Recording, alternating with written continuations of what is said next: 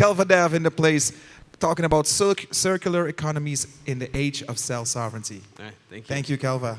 Mag ik een warm applausje voor Calva Dev. Let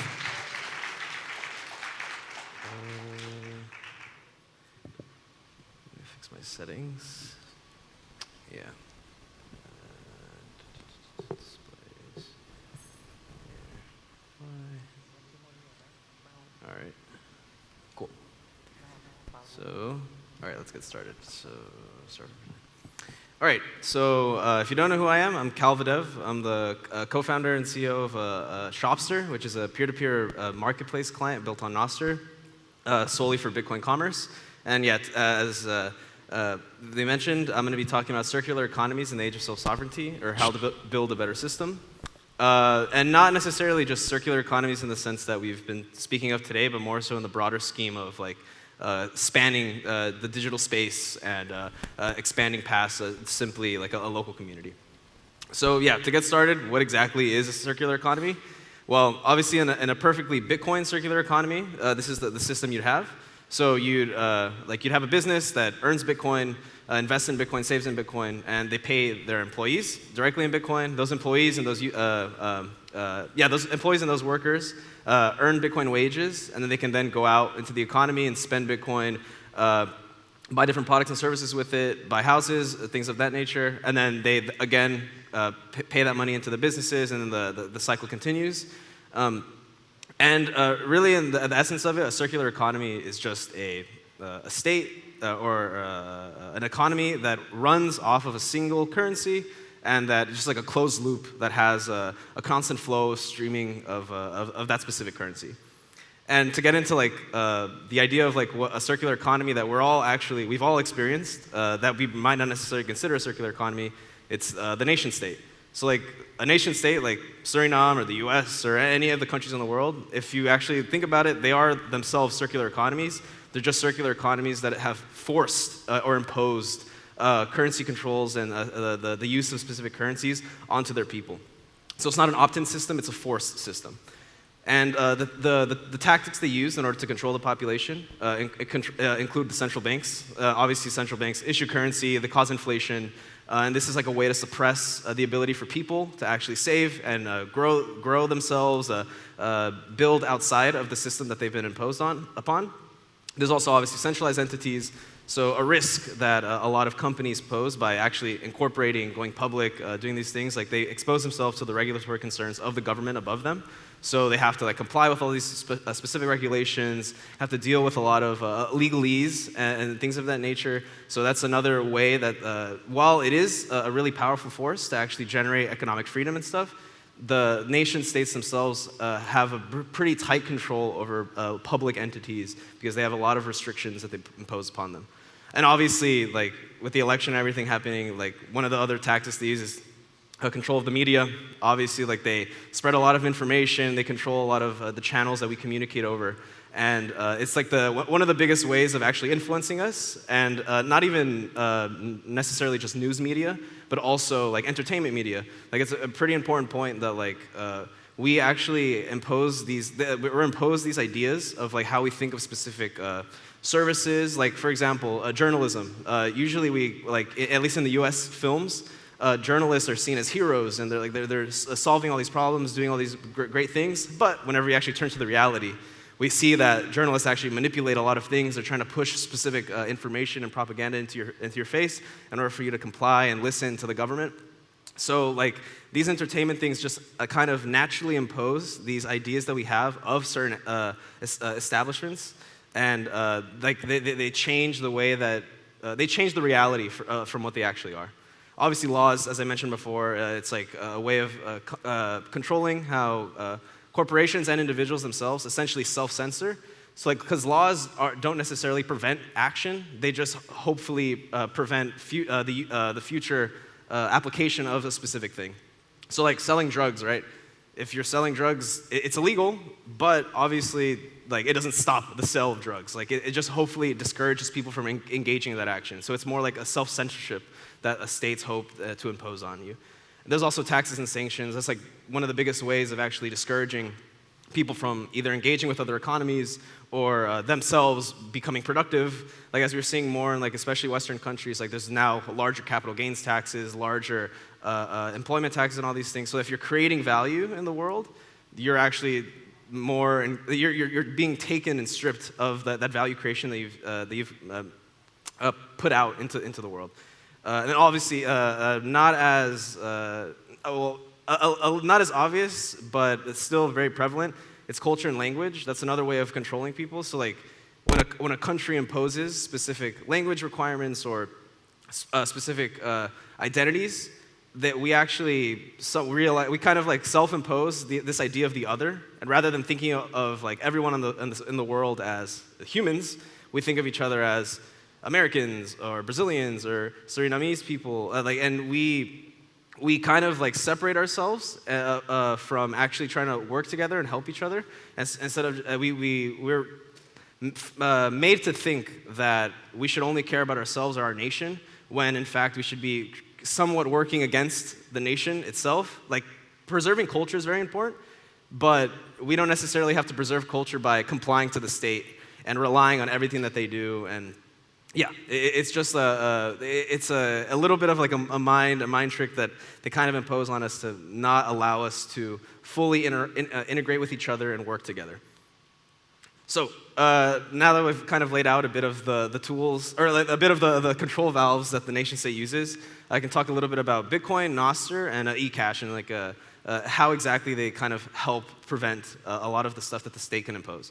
So obviously Bitcoin, one of the most important properties of it is that it has uncensorable transactions. So when you hold the private keys, you cannot be stopped in transacting your money. That's why it's always a good idea to not keep your Bitcoin on exchanges, because you're not in control of the actual Bitcoin. It's paper Bitcoin. It's not a real. It's like a denomination of it, and like you're just promised that you have this thing. So whenever you withdraw and you actually control things, you're able to actually buy and sell whatever it is you want, without having the state interfering with that transaction. It's actual private property, because even when you consider like real estate, for example, you usually think that you're in control of the land, in control of the house, but in reality, you're somewhat leasing it from the government. You're not actually in true control, because if you really wanted to, the government could come with their guns and just take your land.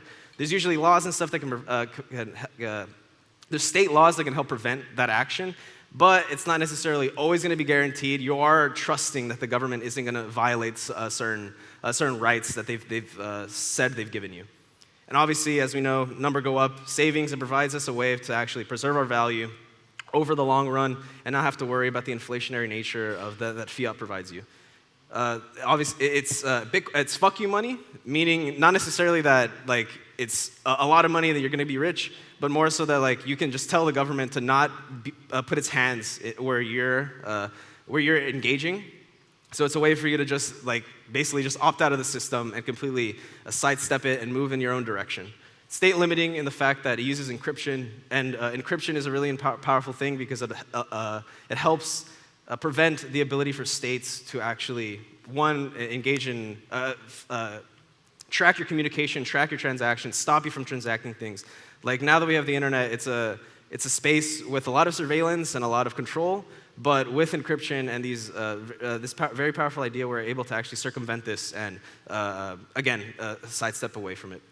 And then as Mauro mentioned earlier, it does also proof of existence. And this is a really interesting and more recent usage of Bitcoin.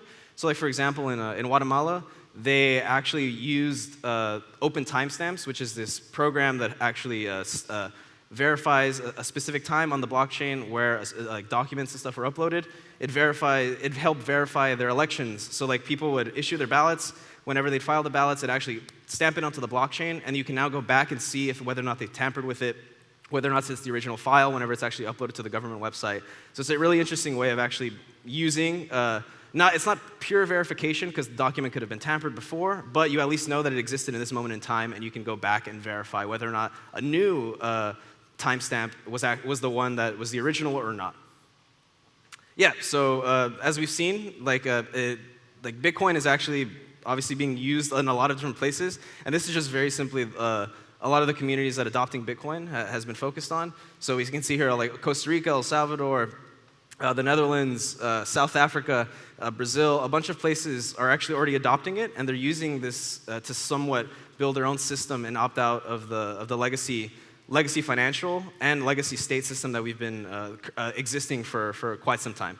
And it's really taking hold, and it's bringing together like essentially access to the rest of the world. Because once you have Bitcoin, I can actually, like I'm American, and I can purchase anything from someone here in Suriname if they accept Bitcoin, without having to convert currency. I don't have to be at the will of the state in order to actually engage and interact with people outside of my jurisdiction.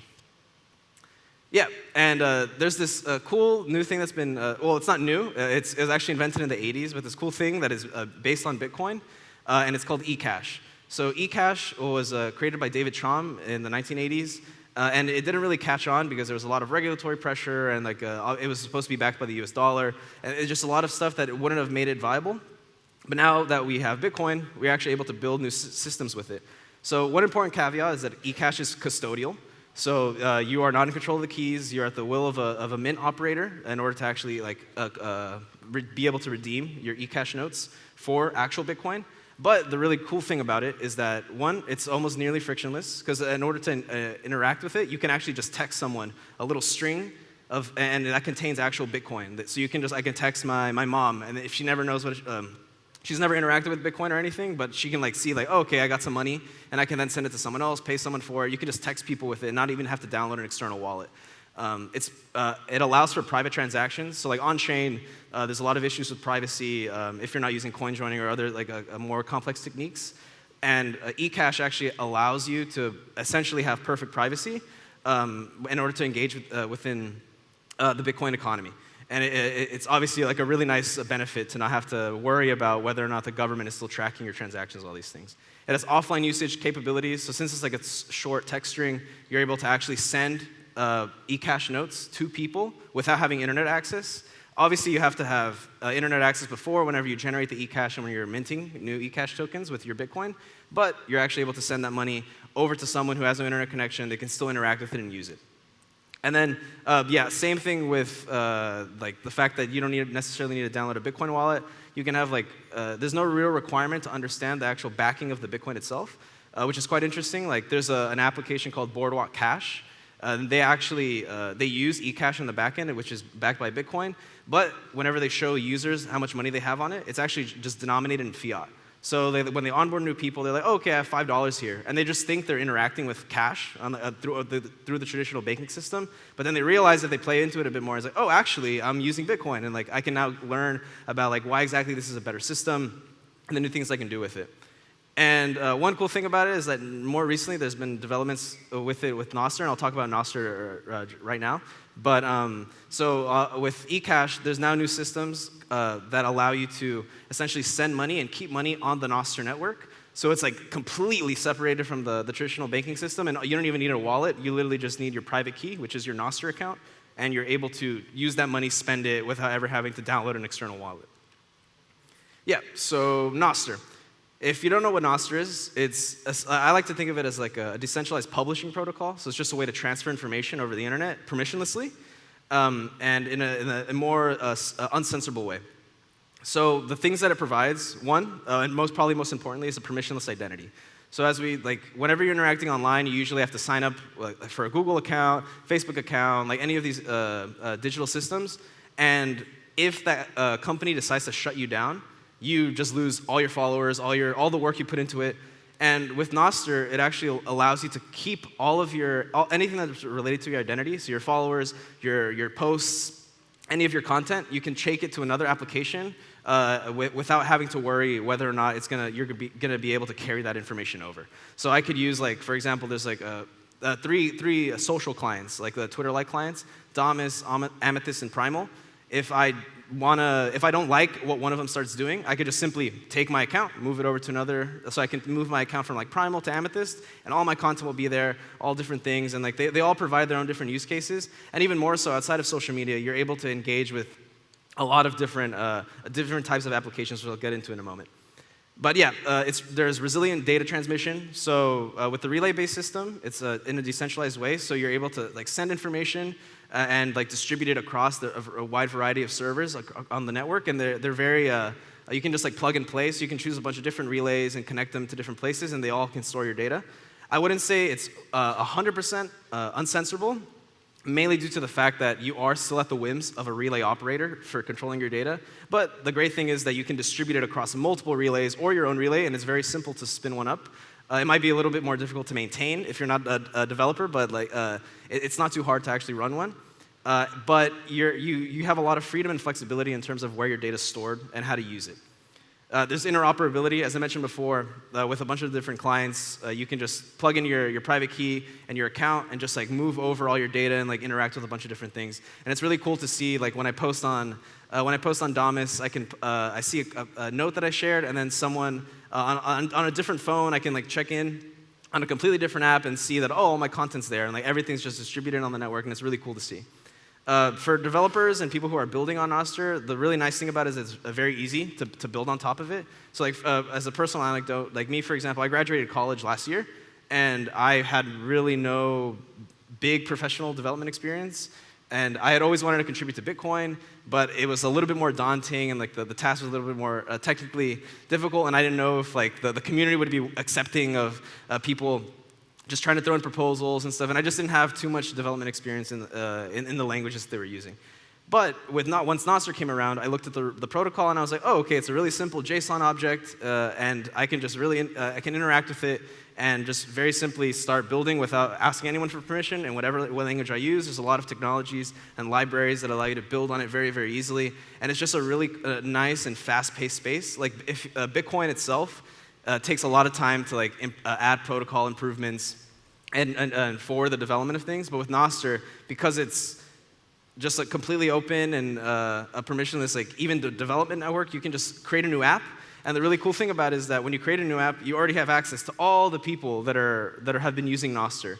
So like when I was building my client, there was already content and people that were listing products, because since my client is a marketplace, people already listing products. And when I just started interacting with it, it just already showed up all the data. And like it basically seems as if, oh, you already have users. There's already people engaging with this. You can already test out and see all the activity that's happening on it. So it's a really cool way of just seeing how the activity of the network and the interoperability really supports new projects, and it can really propel it can accelerate development of them. And then Nostr also provides earn ramps. So on Nostr, there's a really cool thing called zaps, which are little micropayments that you can send, which are little pieces of Bitcoin. So anytime, like I can post a meme, I can post a cool quote, an essay, and people can pay me like fractions of a Bitcoin, usually like a few pennies or so. But it's a really interesting way of to the point about mining.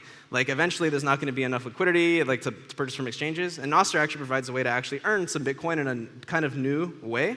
You can just simply post some things and earn a few dollars. Like I'm aware of some people who literally all they do on Nostr is post memes, and they've made like a few $100s just posting memes and sending a bunch of information like that, which is a really interesting thing. And in my case of my client, people sell like bars of soap, they sell books, they sell art, and they earn Bitcoin in a completely Nostr native way without ever having interacted with the banking system or not even needing a bank account or any of that stuff. So yeah, so these are a few of the apps that are on Nostr itself.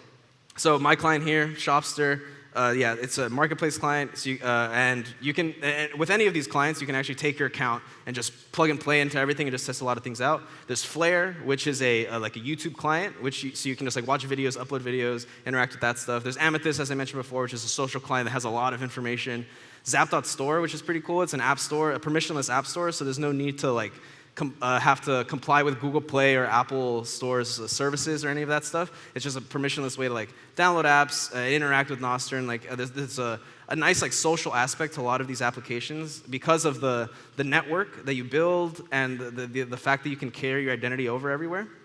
It gives you a lot of applications an interesting new avenue to actually make basically every application social. So it's really cool to like be able to see like, oh, okay, the people that I follow, they're downloading these types of apps. And so, maybe I can actually like use those apps because they recommended them. Like on Shopster, for example, if someone comes on, they're like, oh, my friends are selling these products, so I can buy from them. And like I don't have to necessarily trust that it's like some random merchant. I don't have to trust them. I could just be like, oh, my friend's selling this. I know that they're going to deliver the product and do this stuff. I can just buy from them directly on Flare, like any of these applications. It's really interesting to leverage the social aspects of that Nostr gives you. Yeah, so to tie these three things together, there's like this concept that I've been playing around with called compliant non-compliance. So particularly with Nostr and eCash. So there's going to be a point where like companies need to they're eventually going to want to be established, get funding, do certain things, and you'll have to comply to certain regulations. And I think an interesting thing, one first off that you can do with eCash. So there's an issue with as you've seen with a lot of the Lightning node runners like Phoenix or some other Lightning app developers, they're a little wary of the regulatory complication that can come from actually running Lightning infrastructure and these things. So they could spin up eCash mints. And one thing that they can do is actually, and some people might hate this, but you can fully KYC everyone. So you can literally get identity, get the information of everyone who's interacting with this mint. So the information that the entities would know would be who's putting in money, how much money they have, and how much money they're taking out. But the really interesting thing about that is that you can actually still engage in this basically anonymous pool of money. So you can still interact and spend anonymously even while they know how much money you have in the system. So it's not a perfect solution, obviously, because the best solution would just be no KYC information. That's the whole point of money. You don't want to know the identity of this other individual. You want to just give them the money, get the product or service. But if you're in a situation where you need to comply, it's a really interesting potential thing you could do of just I'll give the information to these people, but I don't know anything. I don't have any information on exactly what they're transacting, what they're buying, and what they're selling. And that's the really cool thing about eCash is there's no possible way of actually censoring a single individual. I can't just they can't just search in my bank account and shut it down. You have to if you want to shut down the system, you have to shut down the entire bank or nothing. So it's due to the ease of running a mint, you can just spin them up, and then it kind of the ability for them to spread kind of supersedes the power of the government to be able to shut all of them down. And then another thing with Nostr is due to the fact that you have the ability to switch out servers and different relays and move all this information over. And clients themselves could run their own personal relay and actually they can comply to all the censorship requests. So they say, yeah, I'll censor this, I'll censor that, I'll censor whatever you want from me. But the user doesn't have to interact with that relay. If they have knowledge of other relays or the defaults are set to give them the optionality to interact with other things, they just don't have to worry about it. They'll never touch the censorship relay, and they'll just interact on the Nostr network uncensorably without having to worry about any of the information. But obviously, I'm not a lawyer, so I can't vouch for the pure legality of everything, but it's just an interesting concept to potentially play with.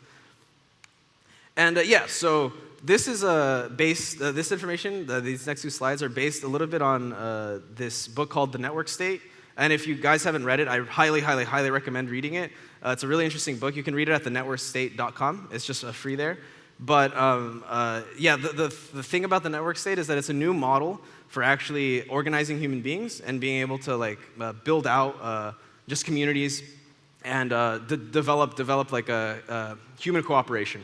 So historically, obviously, like I see here, it's God, state, and network rule all. So historically, states, they initially started off as basically religious institutions. So all states, people within the state had to follow specific religious edicts and follow these types, any of the rules and regulations that they put in place. And eventually, as Nietzsche said, God is dead. People, it didn't become, after the separation of church and state, it didn't necessarily, the idea of God ruling everything didn't transition over into the modern world. What we now have is the state essentially acting as God. As we can see in the U.S. election, the goals of actually benefiting humanity rather than trying to force people into it. Because Bitcoin, you can't force people into using Bitcoin. They have to be willing to use it. But the government can. They can force you into using US dollars because you're living on their territory. They want you to use this stuff. So it's actually a more morally virtuous power. It's a monetary power which gives us the ability to actually crowdfund land, gather resources together, build things together. And in some sense, it's a military power, and more so in a defensive way. It actually protects against the state being able to seize your money, seize your property, and apply force to you. So yeah, the network state idea itself, as I've already touched into, it's digital first, land last. So, but it's not land never. So the idea is essentially to gather a community that's digitally native. It could be a local community, but like the main thing that you want is an actual digital representation, a way to communicate digitally. And from there, you can actually somewhat scale it up and build out to different like parts of the globe. And because of the internet, you can just basically, if you need to interact or buy anything from anyone, you can just send a Bitcoin, send them this currency that travels, that ignores state lines and state boundaries, and just interact with other people anywhere around the world. And the natural progression path is essentially you start digitally, have your community, start building a digital economy, but then with the appreciation of Bitcoin in particular, you could then start crowdfunding land. You can start buying like apartment buildings, or like Balaji, who wrote this book, he bought an island off the coast of Singapore. Like you can start crowdfunding these territories and actually start imposing a physical footprint with the money that you've gained. And you can start actually connecting them in different ways, mainly through the digital economy, and tying like digital identity, now with Nostr, and basically recreate this system of a coordination. Because essentially the state is a coordination system. You're trying to like gather groups of people, gather capital, accumulate it, and use it in the right way. And this allows us to actually decentralize that, decentralize the nature of the state and be able to work anywhere around the world, because with the power of the internet, we can do a lot. It's essentially, as I mentioned here, it's a new frontier. So like there's an idea that's thrown around in the book that as soon as all the land was conquered on the earth, it basically like stopped the ability to just like expand further. So that caused a zero-sum thinking mentality amongst like especially governments in the world. They want to take and capture rather than like expand and grow, like for the benefit of all. So like really the only ways we can actually do expand is essentially space travel, which is it's possible, but it's still technically pretty far out. And the internet, like the internet allows us to actually have almost unbound and infinite spaces of interaction, of cooperation, of economic activity. So it's a really interesting way of actually changing the mentality of people from a zero-sum mentality to a positive-sum world. And yeah, again, it's an opt-in system, but with rules. So at least in the idea that he proposes here, there would still be some sort of dictation, but it wouldn't be based on one single individual. It'd be based on code. It's a way to like operate, not necessarily having to trust or hope that the individual overseeing you is going to be they're going to be altruistic and hold up to their promises. You just leave it to the code to like how to use money, how to like I guess take away the ability to interact in this digital community. But the most important thing is that it's not forced upon the individual. It's more so opt-in. And then there's this idea of panarchism, which is essentially this old idea of individuals being able to choose the government that they want to be ruled under, or no government at all. So this actually allows us to be able to return to that somewhat, and I feel like somewhat natural reality. Like the idea I've also played around with is that like I feel like the natural state of human being, cooperation and like governmental action is essentially self-representation. So as soon as the state starts becoming so large as to require representation for individuals, that's when it's a little bit too big, and we should start dispersing and spreading out and start a sort of separate our powers out and separate our cooperation out. And the internet really allows us to do that very, very seamlessly. And you can actually be part of multiple communities, multiple jurisdictions, and still interact with this and be able to swap in and out and do a lot more with not having to deal with actual physical violence or do any of these things. And yeah, so there's also this concept of parallel Nepalness, which is, I heard about it in Prague. It's an old Czech thinking that basically all it means is a parallel society. And the goal is to create societies that are not trying to, as I mentioned before, not trying to eat the system and like destroy it, completely change it. It's trying to just build something completely new, starting from scratch, starting in a way that isn't corruptible, that isn't just full of fraud and full of the threats of physical violence. And like it isn't fruitless to actually engage in the main political system, because you can do a lot, especially in like a country like Suriname, where it's like the population is very small. There's actually a big impact that you can make by actually being in government, imposing new policies, doing all these things. But at the scale of the U.S., I somewhat feel like it's almost impossible to kind of revert the damage that's been done by the government because it's just so large and so bloated that there's almost no way to recuperate all of the damage that they've done. And in those systems, we have to build completely new things because trying to build it from within is almost quite fruitless because at some point you're gonna be corrupted. You're gonna have to bend the knee to whoever actually oversees the government in some sense. And the idea of just, as we're doing as Bitcoiners, like we're literally taking the ability to economically engage and taking it outside of the existing system and being able to interact without having to engage with the legacy financial system. Now we can actually build it out with Nostr and eCash. We can build out more resilient and more more structured systems that allow us to organize and cooperate.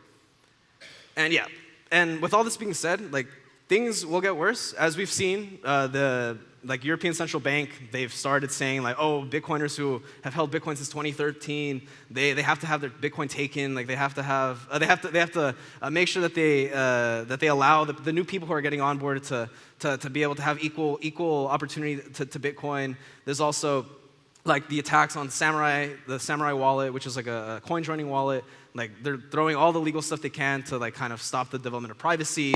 Like they are trying to attack things, but like the future is bright. Like especially with these smaller countries like El Salvador leading the way, Suriname hopefully like taking the next step and like adopting Bitcoin as legal tender and all these things. It allows us to really start flourishing the activity and the development of this system that's completely parallel to the existing legacy world. And it will be integrated into the legacy world as well, but we can also just build something without having to even consider them. We can just make them irrelevant and not have to worry about, hey, like we have to comply to your laws, do these things. Like no, we as individuals can actually take the power back into our own hands and build something new and something better. And that's it. Thank you.